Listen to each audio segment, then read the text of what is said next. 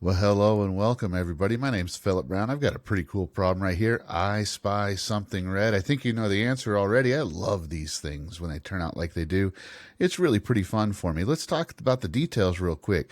Here's what we've got. A semicircle. Inside of it are these two circles, and those two circles are tangent here, and we have two chords measured 5 and 3, and our job is to figure out what is the area of this region shaded in red. Well, let's go ahead and dive into it. Hey, if you'd like to try this on your own, go ahead and pause the video because we're going to dive into it right now, right?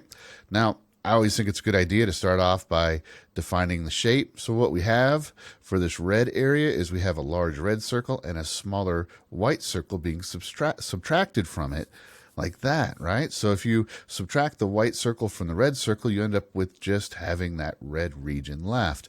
If I overlay them, you can see it.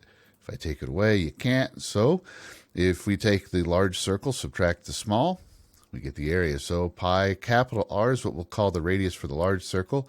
Lowercase r is what we'll call the radius for the smaller circle. We'll leave in white. So pi r squared minus pi lowercase r squared. That's going to give us the area that's shaded in red. Let's tuck that away. Leave it there for future reference. Give us a goal. Now let's dive into what we know. Okay, so we know that these chords are measured 5 and 3, and we know that the chords are tangent to those circles, as is the semicircle's diameter is tangent to the two circles as well. It makes those things parallel. Maybe that's going to be useful. Who knows? We'll find out. And yeah, that's what we got. So let's dive in. Let's see what we can figure out right here. All right, let's label some points so we have some stuff to talk about. I'm going to move the 3 and the 5 over so we've got a little room.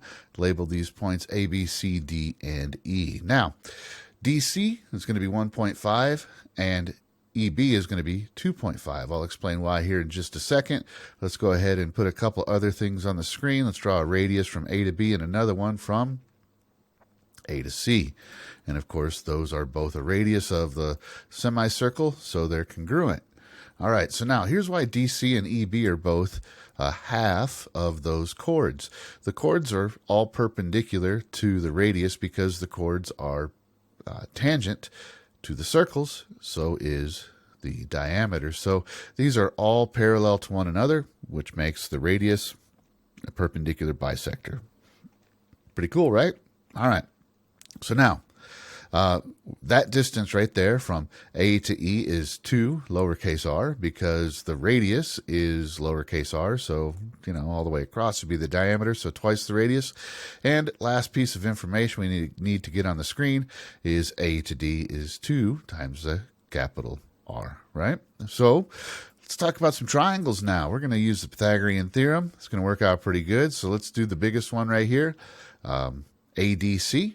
Right? So using the Pythagorean theorem, a squared plus b squared is c squared. So 2r squared plus 1.5 squared equals ac squared. All right. See the other triangle right here using the Pythagorean theorem again. We get 2 times lowercase r squared plus 2.5 squared equals ab squared. Now, here's the part that's easy to kind of miss when you do these kinds of problems, but AB is equal to AC.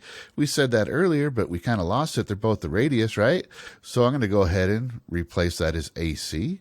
And just for the sake of, cleanliness, I'm going to rearrange this over here so we can do a clean substitution, just moving the AC to the other side and then setting them equal, right?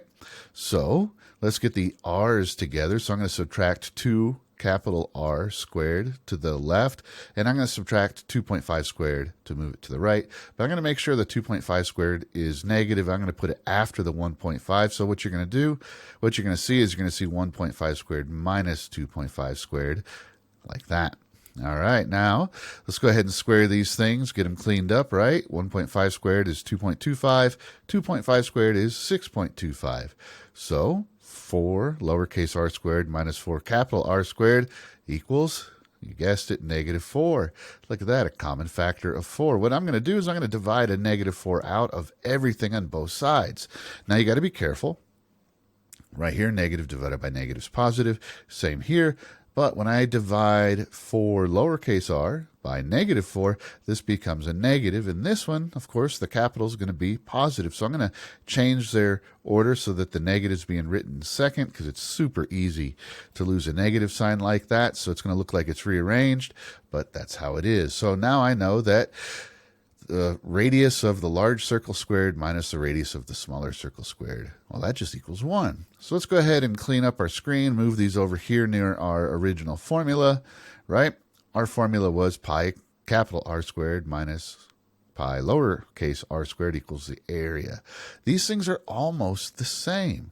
In fact, what I'm going to do to make r minus r squared minus r squared, equal to this, I'm going to distribute pi. I'm going to multiply both sides of this equation, everything by pi, and then these sides will be equal because I'll have pi capital R squared minus pi lowercase r squared, just like I have in my original formula. And then I'll know that since those are equal to each other, I can just do a substitution, right? So that's what we're going to do. Here we go. As you can see, now those are all equal. 1 times pi is pi. Those are all good and fine and dandy. So I know that pi is the area. I think that is pretty sweet. I love when these things turn out like that. Hey, if you enjoyed this video, do what all the cool kids are doing. Like, subscribe, comment, and share. I'd love to hear from you, especially if you found a different way of coming up with the solution. If you just like the problem, if you think I made a mistake, I'd love to hear from all of it. I have a really good time with that. These problems are a weekly challenge problem just for fun. They're on my Substack. If you're a teacher, you can download the resources I use to make the video and write up the article for free. You can use them in your classroom. I've got a website, all kinds of good stuff there. Teachers Pays Teachers account, all that kind of good stuff. Check it out if you're interested. And in the other time, well, I guess not the other time, in the meantime, I hope you have a great day, and I'll talk to you soon.